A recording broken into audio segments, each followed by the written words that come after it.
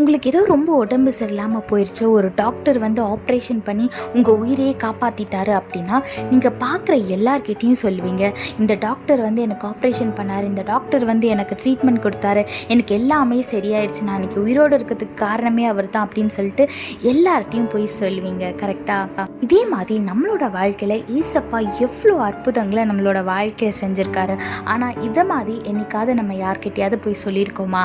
வீரத்தில் பாருங்கள், சங்கீதம் 50:15 போட்டிருக்கு, ஆபத்து காலத்தில் என்னை நோக்கி கூப்பிடு, நான் உன்னை விடுவிப்பேன், நீ என்னை மகிமைப்படுத்துவாய்னு வேதத்தில் போட்டிருக்கு. ஆமாங்க, நம்மளுக்குன்னு ஒரு பிரச்சனை வரும்போது ஏசப்பாட்ட போகிறோம், அழுது கெஞ்சி கூத்தாடி ஏசப்பாட்ட அந்த ஆசீர்வாதத்தையும் வாங்கிக்கிறோம். ஆனால் வாங்கினதுக்கு அப்புறம் நம்ம அவருக்கு நன்றி சொல்கிறோமா, அதை பற்றி நம்ம மற்றவங்க கிட்ட சொல்கிறோமா அப்படின்றது ரொம்ப முக்கியம். நீங்கள் தினமும் பார்க்குற மக்கள்கிட்ட, உங்கள் ஃப்ரெண்ட்ஸ் கிட்ட, உங்கள் ஃபேமிலி மெம்பர்ஸ் கிட்ட, நீங்கள் போகிற சர்ச்சில் அப்படின்னு ஏசப்பா உங்களோட வாழ்க்கையில் என்னெல்லாம் செய்கிறாரோ அதெல்லாம் சாட்சியாக சொல்லி பகிர்ந்து கொள்ளுங்க. அப்படி நீங்கள் வந்து சாட்சி சொல்லும் போது தேவன் மகிமைப்படுவார். அது மட்டும் இல்லாமல் நிறைய ஜனங்கள் உங்கள் மூலமாக ரட்சிக்கப்படுவாங்க. அதனால எல்லார் இடத்துலையும் அவர் செய்த அற்புதங்களை பகிர்ந்து கொள்ளுங்க. ஆசீர்வாதமான வாழ்க்கையை வாழுங்க. கர்த்தர் உங்களோடு கூட இருந்து உங்களை ஆசீர்வதித்து பாதுகாத்து வழி நடத்துவாராக. ஆமென். When you're really sick and a doctor saved your life by giving treatment, you will be very grateful to him and you will share this to everyone you know. Likewise, in our life, we have received lots of miracles from our Lord.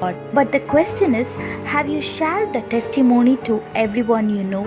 When a doctor cures your sickness, you share it with everyone you know. Likewise, when God does a miracle in your life, are you sharing it with everyone?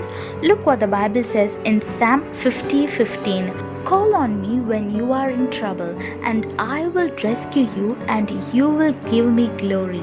Yes, whenever we are facing trouble, whenever we are sick, or whenever we are financially stuck, we ask God to rescue us, and He rescues us and do great miracles in our life. But are you giving the glory to a God?